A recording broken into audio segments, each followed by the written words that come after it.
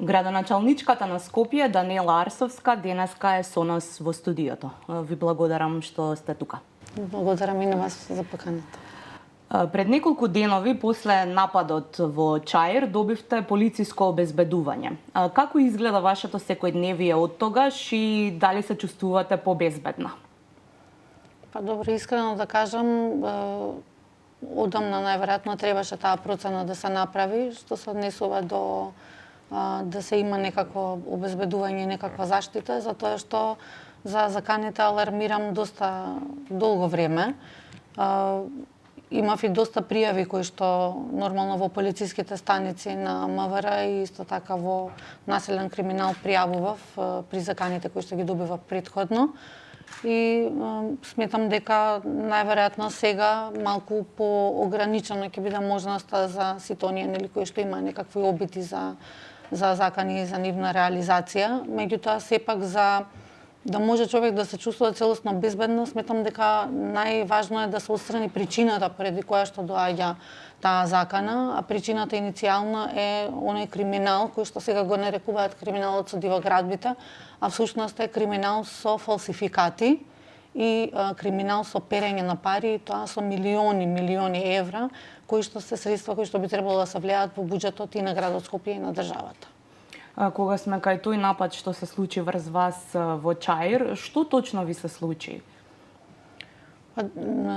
Таму ние имавме веќе од пред неколку месеци дојава за дека се отпочнува да се гради на диво, односно дека нема никаква документација за објект кој што би требало да биде на некои 5-6 ката.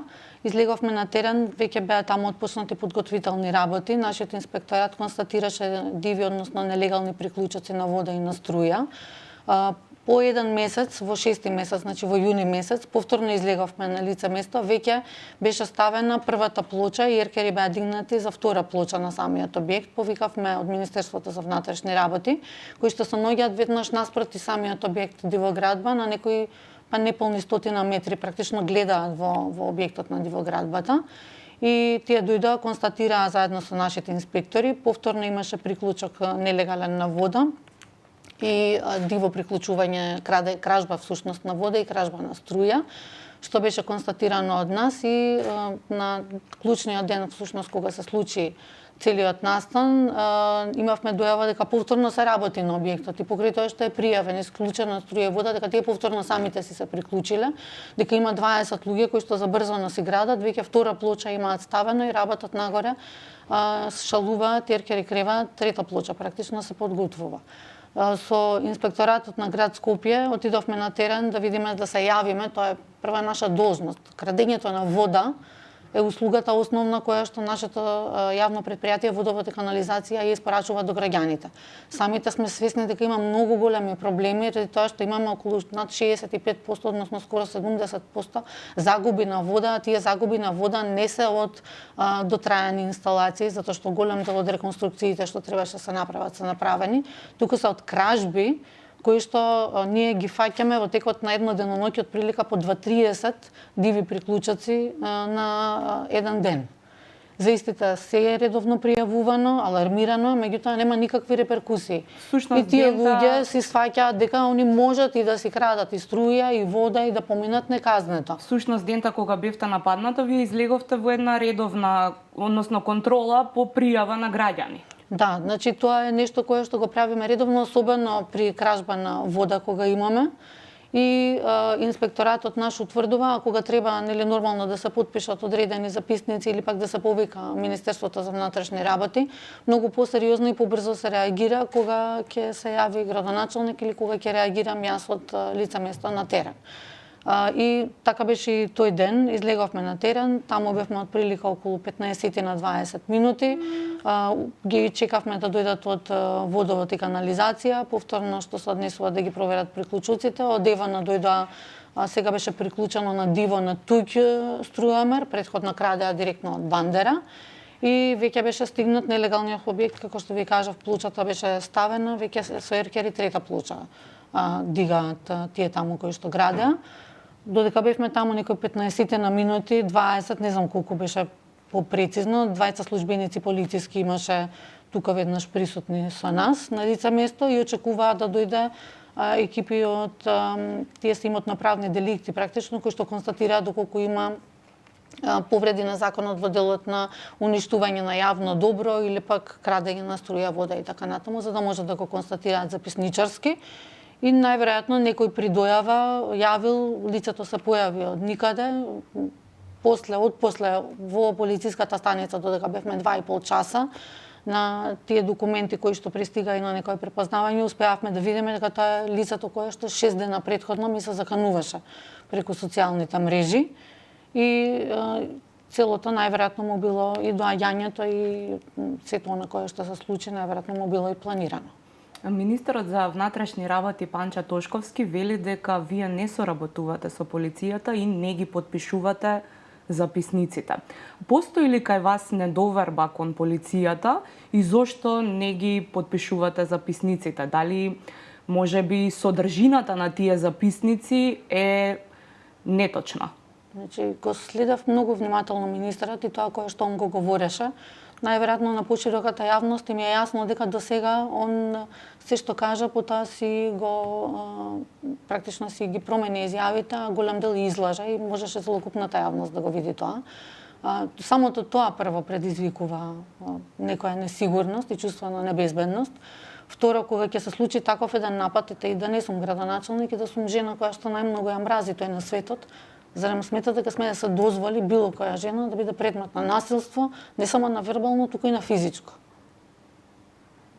Не можам да објаснам кое е тоа чувство да едноставно сметате дека таа страна која што би требало да ве заштити само заради тоа што, не знам, неговата политичка определба е спротивна на мојата, дека тој нема да постапи дури најлошото да ми се случи. Второ, оние листови кои што ги читаше пред себе за хронологија некоја на настаните апсолутно неточна, затоа што ете конкретно во Бутел на булевар Словенија, тие закани кои што ги имавме заедно со советничката Ирена Витина, бевме ние во полициска станица во Бутел 3,5 часа за пријавување на истото. Така да апсолутно е неточно дека ние не сме пријавиле, дека само сме објавувале на социјални медиуми. Ние на социјални медиуми објавуваме за да мора да има реакција по нашите пријави. Не објавуваме за тоа што сакаме пошироката јавност да го гледа. Туку едноставно сметаме дека притисокот на јавноста е нешто кое што тие луѓе нема да можат да го издржат и ќе мора да постапат.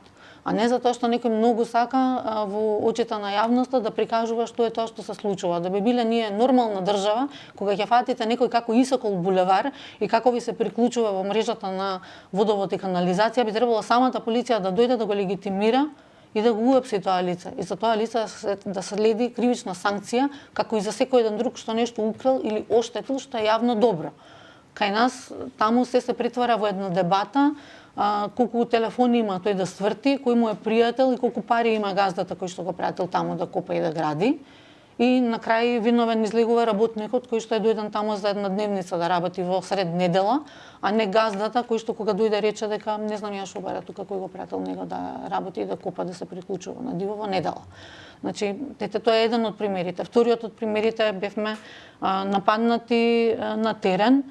МВР на лице место не сакаше да земе изјави. Откако се вративме, дојде од внатрешна контрола, затоа што видоа на интернет дека се работи за лица кои што се службени лица, односно полициски службеници. И тие самите дојдоа, што за мене е за поздравување, меѓутоа ние не бевме повикани па да одбиеме да не дојдеме во полициска станица. Тие самите дојдоа во град Скопје и прашаа дали може да земат изјава. И ние веднаш прифативме, затоа што сакаме да се постапува. А сега последниот пат го подпишавте ли полицискиот записник? Последниот пат прво на лице место на терен не држа скоро 1,5 час. Чекаа да дојде интервентна полиција за да не извлечеле од местото, затоа што додека чекавме таму веќе 1 час, почна да се собираат голем број на луѓе кои што се пријатели на овој напаѓачот и вербално имаше и обиди за физичко насилие повторно, кои што полицијата тука која што беше делумно, ако можам да кажам, те ги превенираше и ги спречи. Меѓутоа, откако не извадија после 1 час, бевме во болница 3 часа и по 3 часа во болница бевме 2,5 часа во полициска станица во Кисела Вода. По 2,5 часа поминати во полициска станица за записник кој што изјава е таа на записник која што се прави за некој половина час, се смени расположението во самата полициска станица. Они ги гледале снимките, најверојатно сватиле дека можат да убедат некого во јавноста дека јас сум го тепала барути или аламулари или како се вика човекот, и почнаа некои околности да ги стават с кои што јас лично не се согласувам. Значи јас не можам да потпишам изјава која што не сум ја дала. Тоа е причината поради која што не нормално дека е причината, затоа што кога некој ќе почне да става зборови или сака да стави околности кои што таму не се случиле, јас со истото не можам да се сложам. Тие можат во сопствен записник да стават што сакаат, меѓутоа во моја изјава треба да стават мои зборови, не може да стават своји зборови. Сакам да разберам првиот пат кога се вклучивте во живо од првата дивоградба, што предходеше на сето тоа и што се случуваше задкулисно. Не е многу конвенционално градоначалник во живо да се вклучува од дивоградби, тоа прв пат го гледаме во јавноста, па сакам да ве прашам што ве наведе на тоа, дали имавте предходни закани, притисоци, дали на ваков начин сметавте дека ова е последната опција што ја имате за да се заштитите? Јас тоа и јавно го кажав всушност и од првото вклучување, и тоа не еднаш. Јас мислам дека можеби повеќе од 100 пати, и од првото, и од второто, и од третото вклучување во живо кога беа, јавно го кажав. И како што видовте, нема никаде демант за тоа. И не може да има демант за тоа. Тоа што предходеше беше страшно, не го посакувам никому, а тоа што следеше беше одговор и мој начин на кој што јас сметам дека е најдобро, дека можам да се заштитам себе, своето дете и своето семејство од некој кој што ме напаѓа. И не сметам дека сум погрешила. И да можам да го вратам времето, повторно исто би постапела. Да појаснам за јавноста затоа што кажав многу пати. Тука не се работи за дивоградби. Кога ќе кажете дивоградба, дивоградба значи дека некој човек до 2011 година нешто прикрпил. Дали имал викендица од дедо, од татко, од чичко, од сам ја изградил на свој имот, дали имал тераса доградена, затворено, додградба, подкровје некое. Во ниту еден случај тоа не значи зграда. Законот кажува дека ако е колективно стамбено домување, може да ги легализирате терасите кои што порано не ги запишувале за да добиете поголема квадратура, заедничките простории, остава ако имате некоја, меѓутоа никако диви згради градени, токму поради причините што безбедноста и сигурноста на граѓаните е нешто кое што со тој закон не дозволува згради да се градат и да се легализираат. И тие се исклучени од тој закон. Овдека се работи за згради кои што се градени сега, не во 2010-2011, каде што бројчињата на нашите сограѓани, на жителите на општина Чаир, кои што се аплицирале во 2011 година и во 2016 година дополни кои што се правеле, тие бројчиња за легализација на тераса, за легализација на гаража, за легализација на шупа, на остава, на некој елемент од нивниот објект, им ги одбивале, и после на истите бројчиња запишуваат други лица кои што сега градат и им ги легализираат објектите практично ретроактивно, не внимавајќи дека и на лицата на кои што ги запишуваат во времето на градење имале само 5 години. Тоа се лица кои што се мултимилионери во моментот. Штетата по буџетот, како што кажав, на градот, и на самата општина, иако не верувам дека е оштетен самиот градоначалник, он изгледа така дека добро се офајдил за тоа што континуирано го прави ова, меѓутоа и по државата е нешто повеќе од 225 милиони еври. Тоа само за овие за кои што знаеме. Вие пред неколку денови му поднесовте кривична пријава на градоначалникот на Чаир Висар Ганију, баш со оваа содржина, и во неа се споменува фалсификувана деловодна книга. Што дознавте, до какви сознанија дојдовте и како? Како вие всушност дознавате за ова? Што се правело? Ова проблематика е нешто всушност кое што укажува на тоа дека вашата фила, односно вие како новинари, откривате работи кои што се навистина сериозен криминал, меѓутоа по кој што понатаму слухот за жал кај институциите како да ја претворам во некој кој што одработува исклучиво по политички поимања. Значи, како се прават како да се неми и глуви на она што се случува, освен ако не остварува нечија цел или освен ако не е некој кој што се гони за кебапи. Вие можевте да видите дека на сограѓани од Делчево, од Крива Паланка, за тераса, за доле на подкровјето, не знам, ставиле некој дел покривен елемент, да си преградат и така натаму. За урбана опрема за маса со 2 столици им покренуваат кривични пријави. Покренати кривични пријави. Веднаш, инстантно, во брза постапка им се поднесени. Тука нема што да истражуваат, се е истражано. Да, што истраживте вие? Доставени им се сите документи. Архивската книга, која што по закон се должни да ја водат во секоја општина во Македонија. Секоја општина во Македонија. Затоа и одговорно тврдам дека во ниту една друга општина ова го нема. Можеби на нас да не ни се допаѓа урбанистички како изгледаат одредени општини и како тие градоначалници своите општини ги водат и даваат одобренија за градење. Меѓутоа, вакви дивоградби таму нема. Не постои ваков криминал со фалсификати и со перење пари.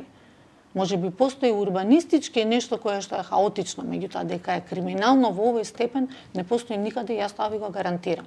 Секоја општина води деловодна книга. Во таа архивска книга се запишале барањата на граѓаните во 2013 година, 2011 година, 2016 година.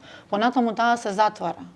Значи, тие бројчиња се веќе поднесени и со самото завршување, односно истекување на рокот по закон, се исцрпуваат сите можности за дополнување или за менување на таа архивска книга. По завршување на затварањето на кој што законот го дозволува, сите општини во Македонија своите податоци од архивската книга ги доставуваат во еден единствен регистар во Министерството за транспорт и врски, кој што треба да е идеален на оној кој што го има самата општина и кој што се состои во нивната архивска книга. Дали вие сте го виделе тој регистар од транспорт и врски и дали соодветствува на оној на општина Чаир? Не соодветствува, апсолутно не соодветствува. Значи, не соодветствува од 13.000 колку што има во регистарот барања за легализација на дивоградби, со фалсификати се минимум, како што ви кажав, 150 и тоа објекти на згради. Минимум се 150, што ги имаме ние утврдено.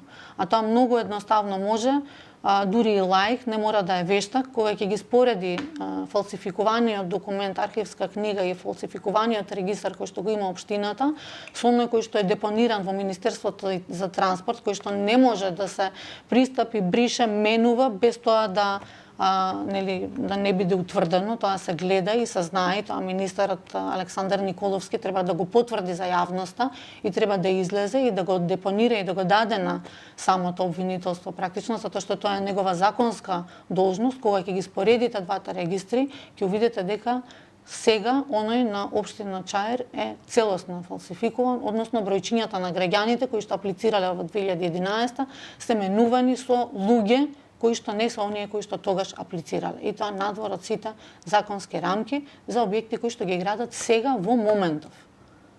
И морам да потенцирам за граѓаните. Ова не е нешто кое што јас сега го откривам и сакам некаква збрка да правам пред избори. Јас ова го откривам наназад со години и го пријавувам и општината била должна, доколку не може да обезбеди законски документи, да излезе со својата градежна инспекција и да руши.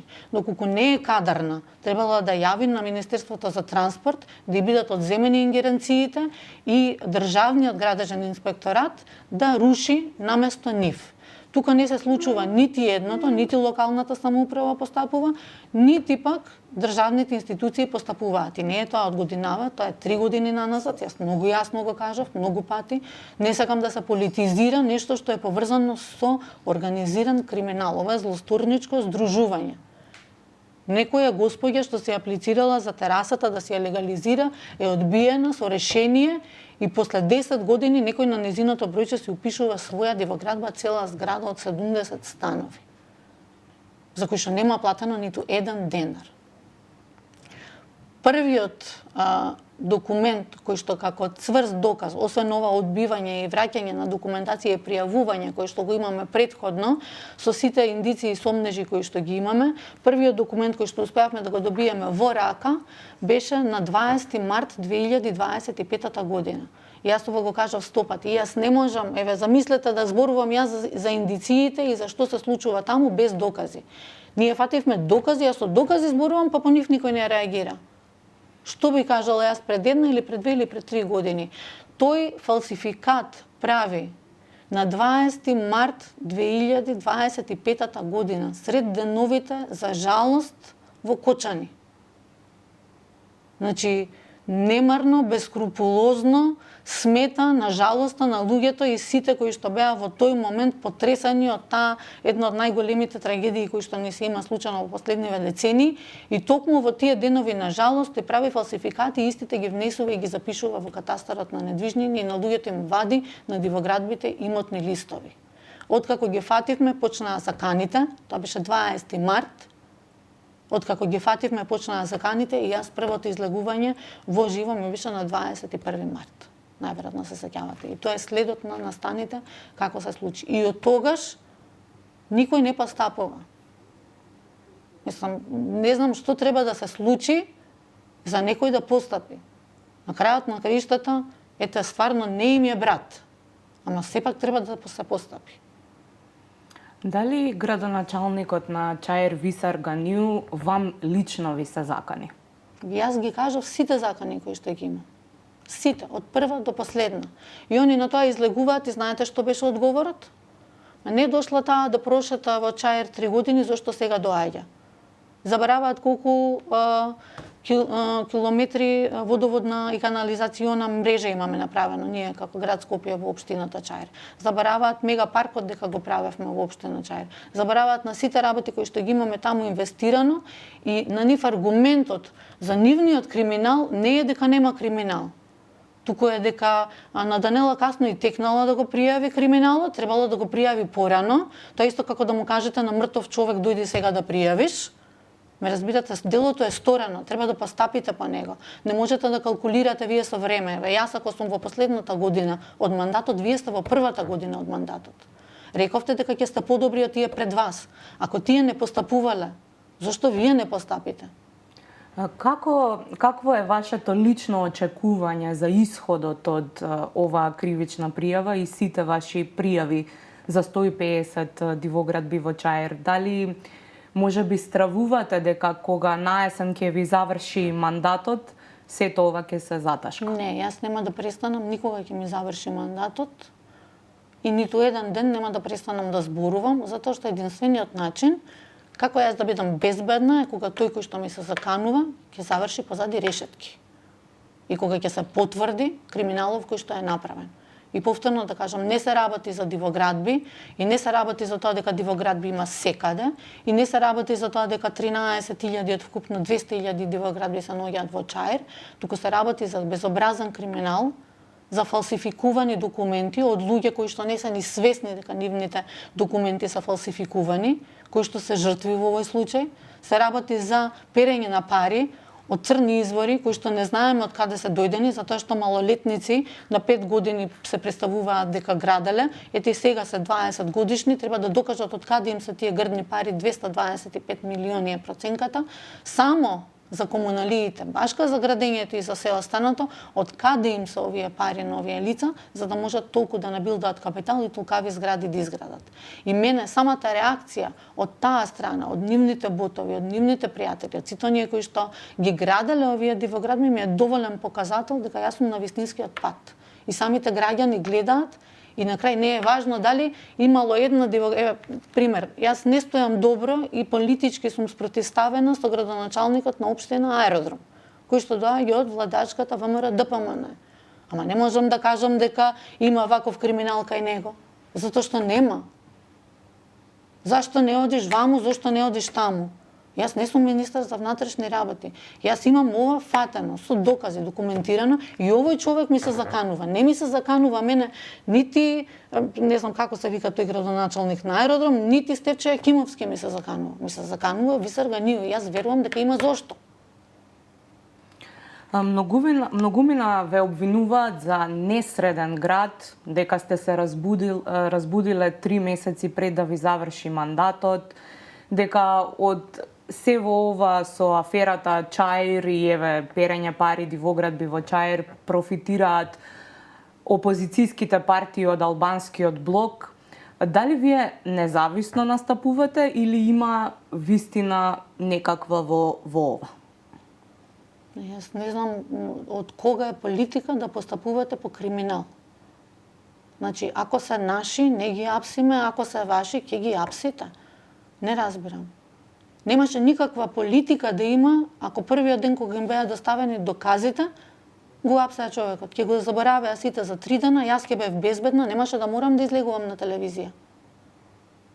Ама требаше да се заврши таа работа веднаш, не требаше да се чека 3 месеци за вчера да слушам изјави дека влегувале по повеќе општини. Нека влезат во сите. Ама нека не заборават дека тука не се работи за дивоградби. Дали некој човек, некој кој што за парче корка леп или некој кој што се обидел да си го реши стамбеното прашање за себе, си доградил, си направил, гаражите си скрпил, тоа не е дивоградба направена со криминал.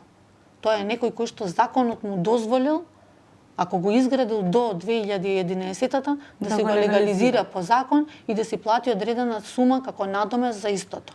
Овде се работи за згради 150 кои што се градат сега, во моментов се градат. Тоа дека зборуваме јас и вие. Во обвинителството ги примија доказите, ги доставивте? Доказите се во двете обвинителства, во основното јавно обвинителство и во основното јавно обвинителство за организиран криминал. Има два засебни, практично две засебни институции кои што треба да постапуваат по две засебни кривични дејствија, дејанија кои што се сторени таму. И сметам дека затоа што овие материјали тие ги имаат добиено во буквална смисла, соџвакано, истражено, дадено со соодветни докази подкрепени, како што гледате во јавноста кога излегувам, јас никогаш не поставувам прашање дали сторил Висар Ганиу криминал. Туку кажувам, Висар Ганиу сторил криминал. И не ме тужил никој. И да ме тужи исто ќе се го добие на суд пред очите на целата јавност и не постои некој кој што ќе може да прифати тоа кое што он би сакал да го направи, затоа што сум во право. И бидејќи сум во право, не се повлекувам. Затоа што единствената моја заштита за мене, за моето дете и моето семејство е да научат луѓето дека кога ќе направиш нешто погрешно, дека ќе одговараш. Како што ќе одговара оној од Македонска каменица, како што ќе одговара оној од Делчево, или како што ќе одговара било кој, не знам, од Дебар, од Струга, еве сега и од Охрид има најава, секој како што ќе одговара пред законот, така треба да одговара и овој. Не се работи за дивоградба, се работи за фалсификати и перење на пари преку дивоградби. Да ве прашам, како го доживеавте молкот на некои институции што по дефиниција би требале да реагираат откако бевте нападната? Тука целам на председателката на државата, на организациите кои што се занимаваат со женски прашања. Дали тоа ве изненади и фактот што еве тргнувам од новинарската логика, кога некој ќе биде нападнат, јас очекувам него да го гледам како гостува на националните медиуми, што со вас не беше случај. Ве викаат ли националните медиуми во гостување? Искрено не. Освен телевизија 24, каде што имав можност да образложам и да кажам од самиот почеток кога ги објавив, друг никој ме нема поканато никаде. Значи, тема на денот не е дивоградбите, тема на денот е, не знам, Изет, како се презива, Меджити и овие останатите да се оправдаат зошто не постапуваат пред граѓаните. И мислам дека тоа им е на сите јасно. И на крајот од краиштата јас сум тука. Тука ќе бидам и понатаму. Нека ме поканат на ТВ дебата или дуел, како сакаат, нека го наречат, со било еден кој од нив. Ето на 24 телевизија, кога ме поканија, го поканија и господинот Висар Ганиу. Ако тој има аргументи против моите докази, нека дојде и нека ги образложи. Само да не му биде образложението дека јас сум се разбудила, затоа што да, ете, будна сум. Ама он направил криминал вреден 225 милиони евра. А тоа што... За будење од Сабајле не се оди во затвор. за оштетување на буџет 225 милиони евра за перење на пари и за фалсификати, се оди во затвор.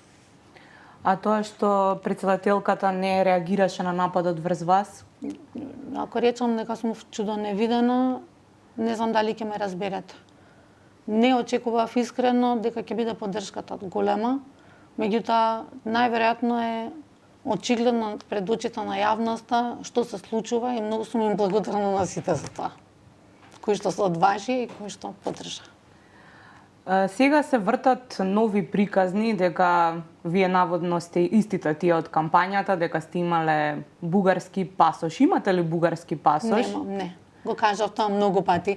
И овие сега што ме напаѓаат, ме бранеа тогаш.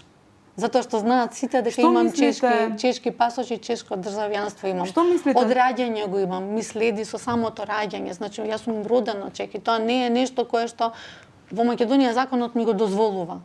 Законот не бара да се откажам јас од мајка ми или од државјанството на мајка ми, за да можам тука да живеам, да работам, па ете дури да бидам избрана на определена функција. Законот тоа го дозволува. Што мислите зошто се актуализира таа приказна сега? За да се дефокусира како за се останато. За се ќе зборуваат освен за криминалот на Ганио. И брат да им е, нели ќе го не, ама овој се жива среќа што не им е брат. За крај сакам да ве прашам што откако ќе заврши вашиот мандат, дали ќе останете во политиката, дали ќе се повлечате од политичкиот живот и дали стравувате од некаков вид на одмазда, загрозување на сигурноста кога повеќе нема да бидете на функција? Апсолутно мене сигурноста и безбедноста ми се нарушени постојано. Тоа сметам дека им е видно и на граѓаните и од напади кои што веќе не се само вербални, тука те пременуваат и во физички. И не го посакувам тоа на никој тука кај нас. Треба сите граѓани преку овој пример да знаат дека доколку не постапуваат институциите, дека секој еден од нас е небезбеден.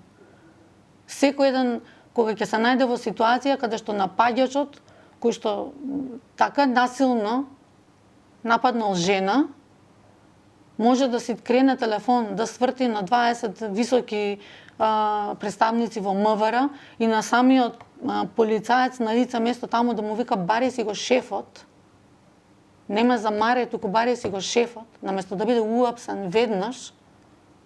Ете, ако не за напад на градоначалник, ако не за напад, не знам, на случаен минувач, за напад на жена, од страна на маж. Не знам како да кажам, да, се чувствувам загрозена. Мило ми е што после 3,5 години направиле процена од АНБ да ми доделат некој кој што ќе биде во близина, кој што ќе може да се обиде да ме заштити. Меѓутоа, единствената заштита која што јас ја имам, таа е вистината.